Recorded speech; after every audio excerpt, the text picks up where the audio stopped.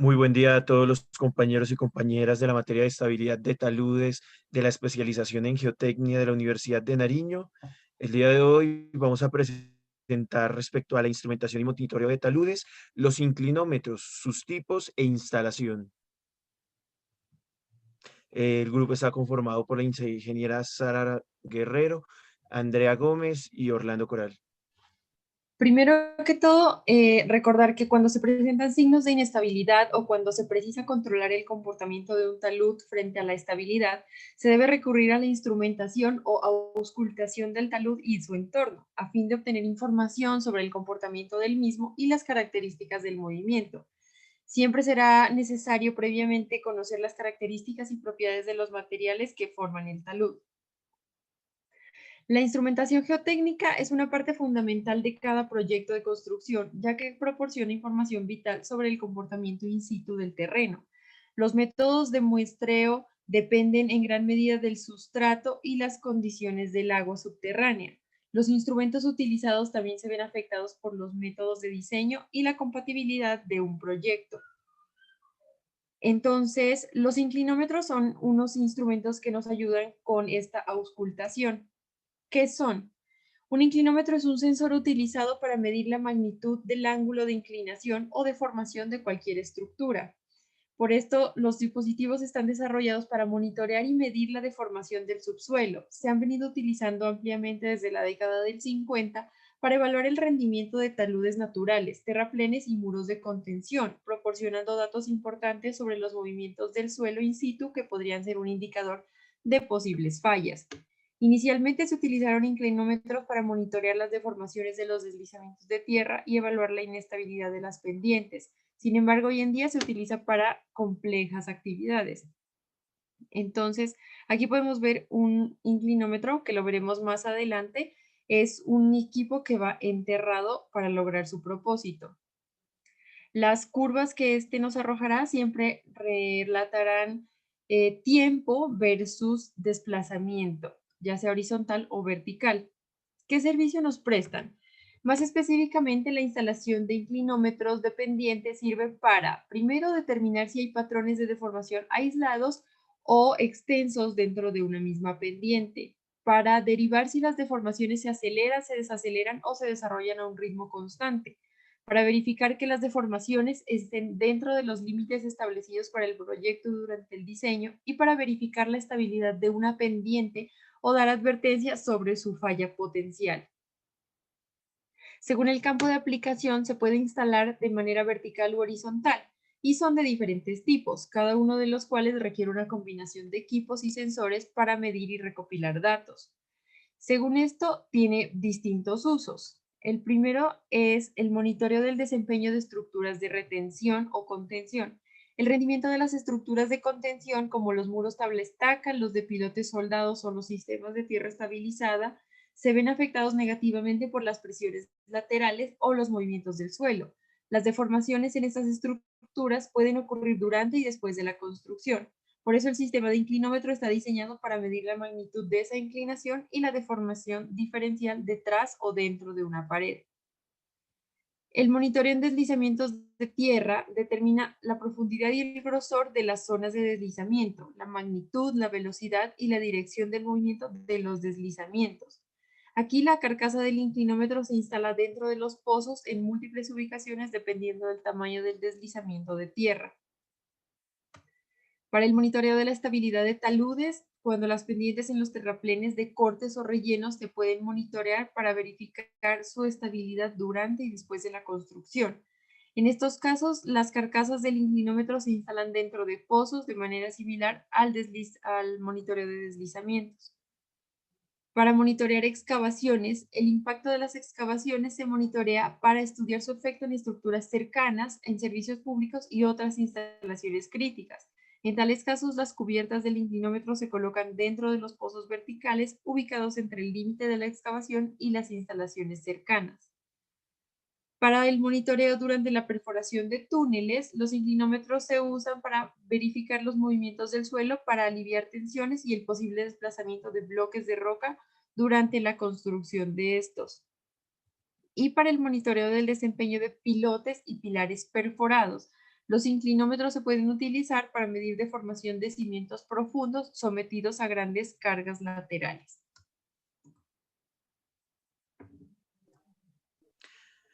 ¿Cuáles son los tipos de inclinómetros? Tenemos el inclinómetro manual o digital. Frente a este vamos a destacar los componentes principales respecto a la sonda inclinométrica digital, el agarre del cable, que es el que va a ayudar a limitar cada medio metro o un metro la profundidad, el PC de campo de alta resistencia y un carrete de cable con sistema de comunicación inalámbrico, cuyos aspectos vamos a entrar a desarrollar.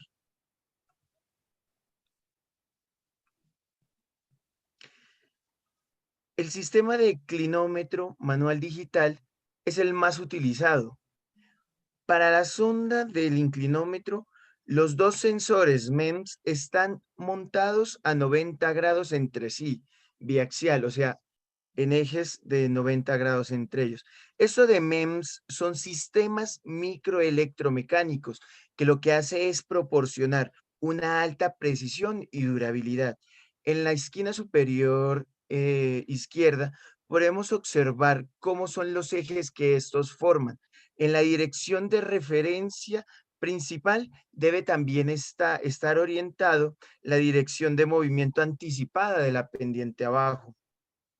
Como podemos también observar en las imágenes de la derecha, esta sonda tiene un rango de más o menos 30 grados desde la vertical. Entre sus dos carros tiene cerca de 50 centímetros, lo cual a la vertical nos proyecta un ángulo de los 30 grados que estamos referenciando. La sonda inclinométrica transversal contra de un par de acelerómetros sensores de gravedad en un carro de acero inoxidable. Este contiene los dos juegos de ruedas que soportan la guía de la sonda, que será pues desplazada a profundidad por la carcasa. También existen sondas para carcasas horizontales, puesto de que estas tanto se fabrican de manera diferente, ya no vamos a tener pues un eje, no vamos a mover, mirarlo vertical, sino ya las horizontales. ¿Por qué razón? Porque mide los asentamientos o levantamientos debajo de los terraplenes, presas, carreteras, tanques de almacenamiento y vertederos. Y estos tendrán la orientación de top hacia arriba. También tenemos carcasas del inclinómetro. Estas carcasas generalmente se instalan en el suelo, dentro de los orificios perforados y el espacio anular alrededor, pues se le echa una lechada. Sin embargo, existen otras instalaciones donde las carcasas están empotradas en las estructuras de hormigón. Estas carcasas podríamos decir que son los rieles de nuestra sonda del inclinómetro. Tienen cuatro canales, los cuales están diseñados para que pues, estos tubos se ensamblen de manera rápida y precisa para que el monitoreo se pueda desarrollar a largo y corto plazo en las condiciones de campo más adversas. El carrete del cable del inclinómetro tiene un diseño distinto y está construido para proporcionar estabilidad longitudinal a largo plazo. Este va conectado a la sonda y a través de impulsos eléctricos lo que va a permitir es que nosotros tengamos nuestras lecturas y estos podérselas entregar a la unidad de lectura móvil. Este es de alta resistencia, este cableado. Ahora bien, la unidad de lectura móvil se utiliza para registrar los datos de que conforme vamos desplazando el carrete cada medio metro o un metro, puesto que este ya está señalado, vaya almacenándolos, guardándolos y nosotros poder generar posteriormente, si lo requerimos, las comprobaciones de campo para verificar la validez o no de las mediciones. Como podemos observar en la imagen y como lo referenció mi compañera, miramos la deformación versus el tiempo en una unidad móvil.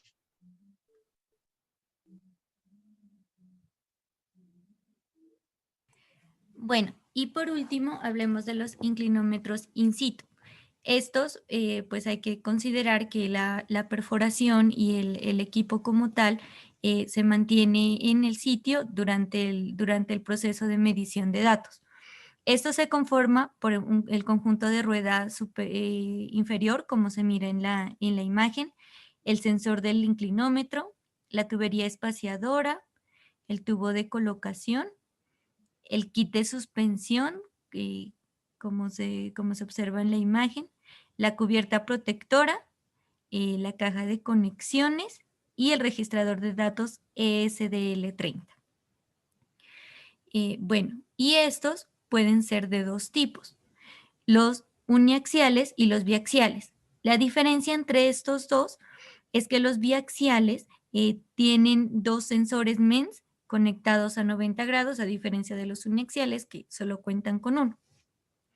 Bueno, y para terminar el tema vamos a hablar sobre el procedimiento de instalación de estos inclinómetros. Como lo habló mi compañera hace un rato, existen dos tipos de instalaciones. Uno, que son la horizontal, en los cuales se monitorean los perfiles de asentamientos o levantamientos, por ejemplo, para tanques de almacenamiento, en terraplenes, presas y vertederos. En estos casos, la sonda del inclinómetro consta de un servoacelerómetro de fuerza equilibrada, que mide la inclinación desde la horizontal en el plano de las ruedas de la sonda. Bueno, en este caso se nota el cambio del ángulo de la inclinación y es lo que indica que se ha producido un movimiento en el terreno. Este se calcula encontrando la diferencia entre la lectura la inicial y la actual. Y esto se convierte en el resultado a través de la medida de distancia vertical. Y el inclinómetro de forma vertical se usa para medir la deformación horizontal del suelo. En este caso,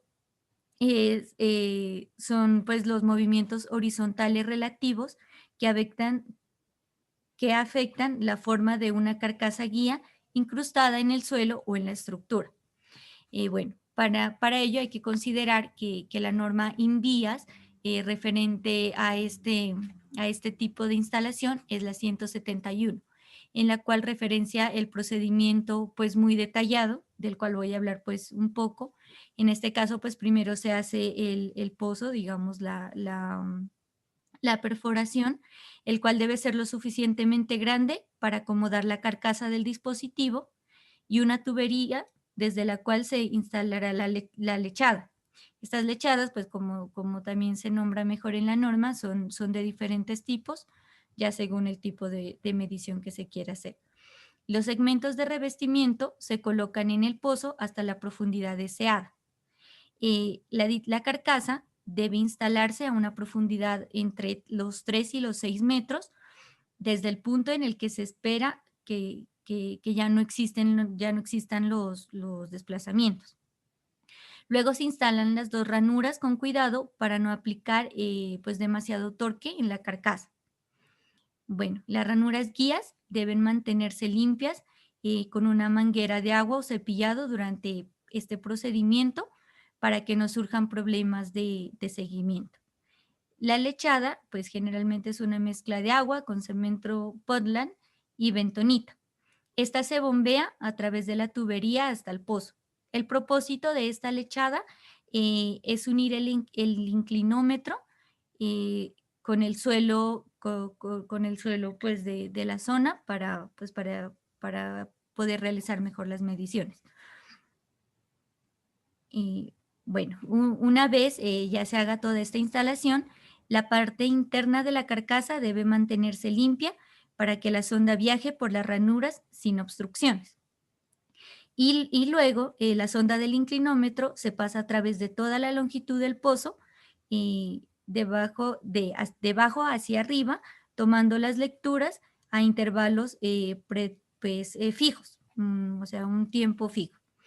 Y bueno, y por último, la sonda, que consta de un par de acelerómetros de precisión, detecta la inclinación del tubo entre sí. El extremo inferior de la carcasa de la guía sirve como referente estable y debe empotrarse más allá de la zona del desplazamiento. Este desplazamiento relativo a lo largo del tiempo se determina repitiendo las mediciones a las mismas profundidades y comparando pues el conjunto de datos que ya los cuales pues digamos ya se procesan y se hacen los relativos informes necesarios.